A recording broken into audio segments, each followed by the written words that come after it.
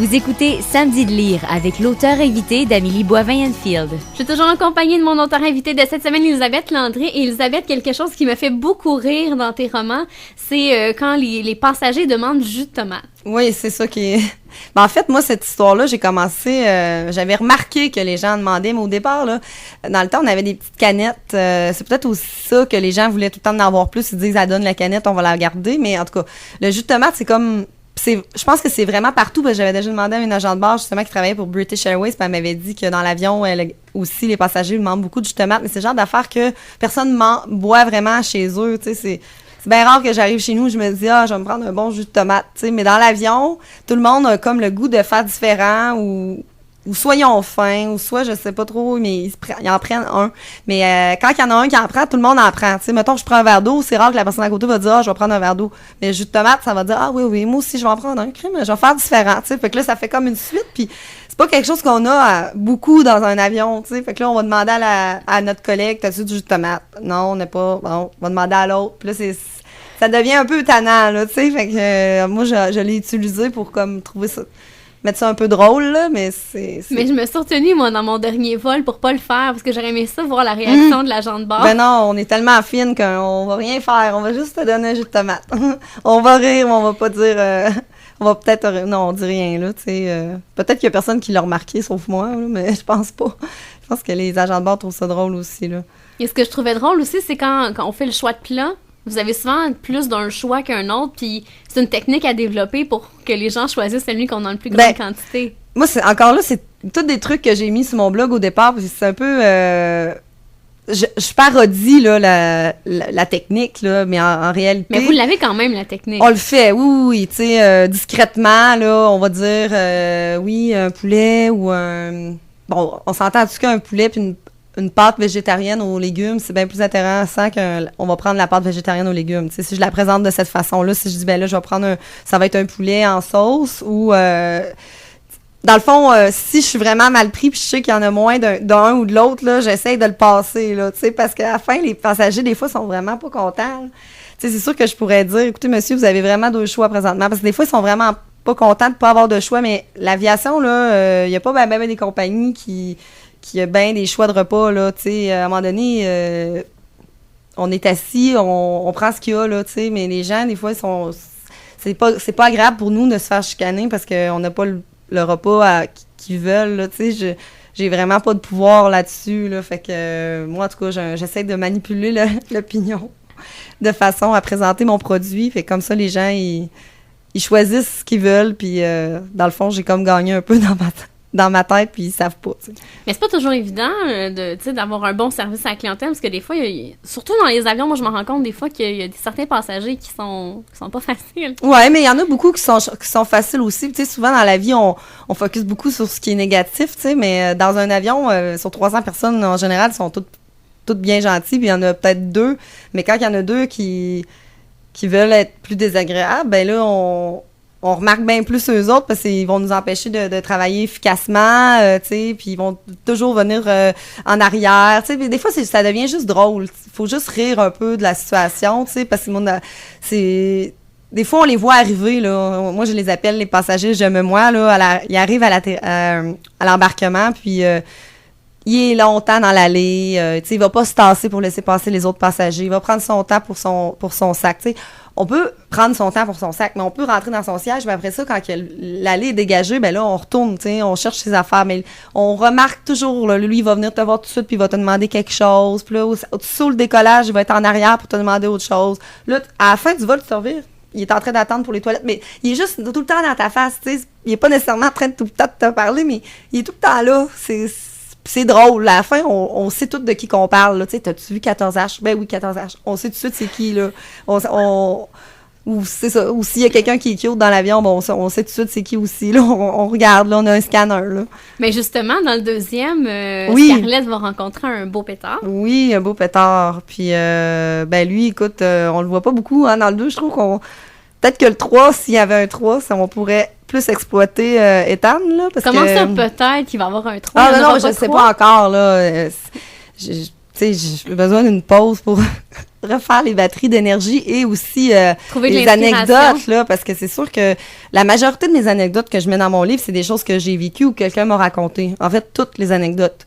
Donc, c'est sûr que si j'écris un autre 3, faut que j'aille puiser des choses qui se passent. Tu sais, comme là, l'été, ça va bien, je vole, fait que, tu sais, je vis des choses, puis je les prends en note et tout, mais On fait un appel à tous les agents de bar, là. Faut Ben, c'est envoyer ça. des anecdotes à Elisabeth. c'est ça. Mais quand je les vois, là, vu que j'écris un livre, là, ils sont beaucoup plus ouverts. Là. Ils disent, hey, j'ai quelque chose pour toi, je vais te conter telle affaire. Puis là, c'est là que j'en entends plus, là, des choses comme, surtout les trucs en urgence. Moi, je suis vraiment chanceuse.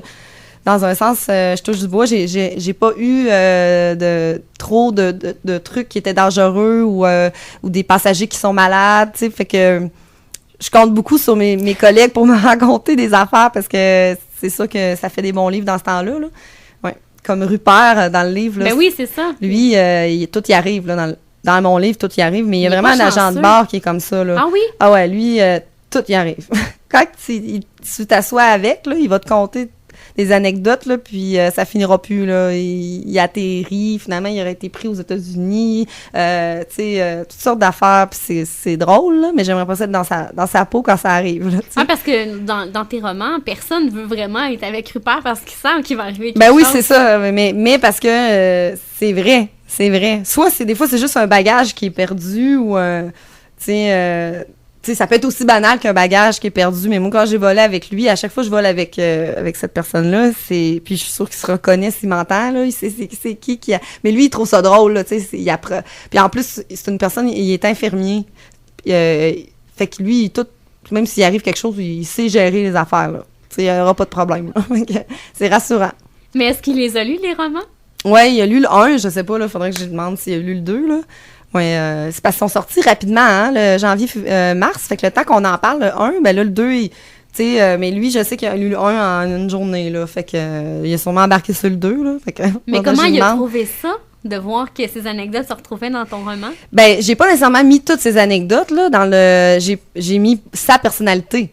Puis, Ok. mais tu sais, Rupert est inspiré de 3 personnes, donc dont lui, puis 2 autres personnes, puis ils savent un peu, tu sais, mais tout le monde qui me connaît va essayer de trouver quelqu'un, tu sais, c'est peut-être ça, écrire des livres, là, tout le monde, ah, tu t'es inspiré de moi pour, non, pas nécessairement, tu sais, je peux avoir pris 3 personnes, puis j'en ai fait un personnage, des fois, c'est juste une madame que j'ai rencontrée telle journée, puis elle est devenue quelqu'un d'extravagante dans mon livre, là, fait que, ouais, c'est drôle comment parce que c'est ça, dans le livre, tantôt que je vais vous parler du roman. Là, Le coup de cœur. Ouais, le coup de cœur. Ben, tu sais, lui, il donne des conseils dans son livre de comment écrire un livre. Puis c'est ça, ils disent que on s'inspire pas des personnes. Tu sais, on s'inspire vraiment de notre entourage pour écrire un roman, là. Tu sais, puis je pense que c'est vrai. En tout cas, moi, dans mon cas, là, je me suis vraiment inspirée de gens qui sont dans ma vie, là, tu sais, puis ou des gens que j'ai rencontrés, là. Ouais. Et un autre personnage, Béa, Ouais, qui c'est vient ça. compléter le trio. Ouais, Béa, c'est 2 personnes dans mes amis qui sont combinées en une. Et ce qui est drôle, c'est que les 3 habitent ensemble, Rupert, Béa et Scarlett. Ouais, souvent c'est ça en fait quand on commence à travailler dans le milieu, on n'a oui? pas c'est pas payé très cher hein, être agent de bar au départ là, après avec le temps le salaire augmente, mais au départ c'est peut-être 25 000, 26 000 par année là, c'est vraiment pas un choix pour faire de l'argent qu'on prend là. On choisit ce métier-là parce qu'on veut vivre l'aventure mais c'est pas pour le salaire, fait que c'est sûr qu'au départ on vit tous avec un ami, un coloc, ou puis là, dans le livre, elles sont 3 en général, mais moi, quand j'ai commencé, quand j'étais à Vancouver, ben on était 2, on était comme toute une gang qui partait travailler là-bas, fait qu'on avait loué des appartements tout ensemble. Puis, tu sais, nous, on avait besoin d'avoir des appartements déjà meublés. Fait qu'on avait loué un building, on l'appelait le Vintage parce qu'il était décoré avec un peu dans le temps des années 70, là. C'était horrible comme building. Mais dans tout ça, on était à peu près 20 agents de bar. Tu sais, 2 par chaque appartement ou 3 par appart. Fait que c'était assez... Le party? Ouais, c'était assez le party. Mais je me suis calmée, là, depuis ce temps-là. Je sais pas où j'allais chercher mon énergie. On partait, puis on faisait, mettons, Vancouver-Allemagne, ça fait 10 heures de vol, là. On revenait, puis on ressortait, puis, tu sais, mais en tout cas, j'imagine que c'est ça quand on commence. C'est la jeunesse. C'est la jeunesse, ouais, je me suis calmée un peu, là. Et quand t'écris tes romans, Ou t'écris où? Est-ce que t'écris quand t'es ici au Québec ou t'écris... Ben, j'ai écrit chez moi, chez mes parents qui m'ont aidé parce que quand t'écris, t'as beaucoup... Bon, en tout cas, moi, j'ai besoin de juste me concentrer là-dessus. Fait que, tu sais, bon, c'est le fun de savoir que le repas est servi le soir. Mais non, mais tu sais, sinon, j'ai fait le moitié, en fait. Tome 1, là, j'ai la chance d'avoir des biens gratuits pour voyager à travers le monde. Fait que je suis allée travailler dans une retraite d'écriture en Irlande pour le premier livre. Wow! Ouais, c'était vraiment incroyable. Puis ça m'a donné l'occasion aussi de rencontrer d'autres auteurs parce que moi, je suis agent de bord. Je connais pas de gens qui écrivent des livres. Puis des fois, c'est intéressant de savoir comment qu'on travaille un écrivain, c'est quoi la routine pour être efficace. Tu sais, juste savoir c'est quoi notre réalité. On est différents. Des fois, il y en a qui sont plus le matin, plus le soir. Des fois, on n'a aucune inspiration. Tu sais, puis fait que ça m'a vraiment aidé à rencontrer des gens qui étaient dans le milieu. Puis j'ai passé 1 mois là-bas. Puis j'ai écrit la moitié du livre, là. Fait que c'était très, très, très productif. Puis après ça, j'ai refait d'autres retraites dans d'autres mondes. J'ai fait un investissement pour être productive. Puis c'est vraiment... si tout le monde pourrait faire ça. Là. J'avais regardé au Québec pour aller dans des couvents ou des monastères où mon éditeur m'avait donné un nom, mais il y en a juste 1 ou 2, là. C'était pas... C'est pas aussi paradisiaque que l'Irlande. Ouais, non, mais l'Irlande, j'ai choisi l'Irlande parce qu'il pleut beaucoup. Donc, on est pogné pour être en dedans, puis on peut écrire sans se sentir coupable. Donc, en tout cas, moi, parce que moi, j'aime beaucoup être dehors, faire des sports dans l'eau. Mais là, en Irlande, ben, je marchais, je voyais des moutons, je voyais personne d'autre que mon ordinateur, puis la mer, puis la pluie. Fait que c'était parfait. Mais Elisabeth, si tu me permets, on va s'arrêter et on va parler de ton fameux coup de cœur dans les prochains instants. OK, parfait.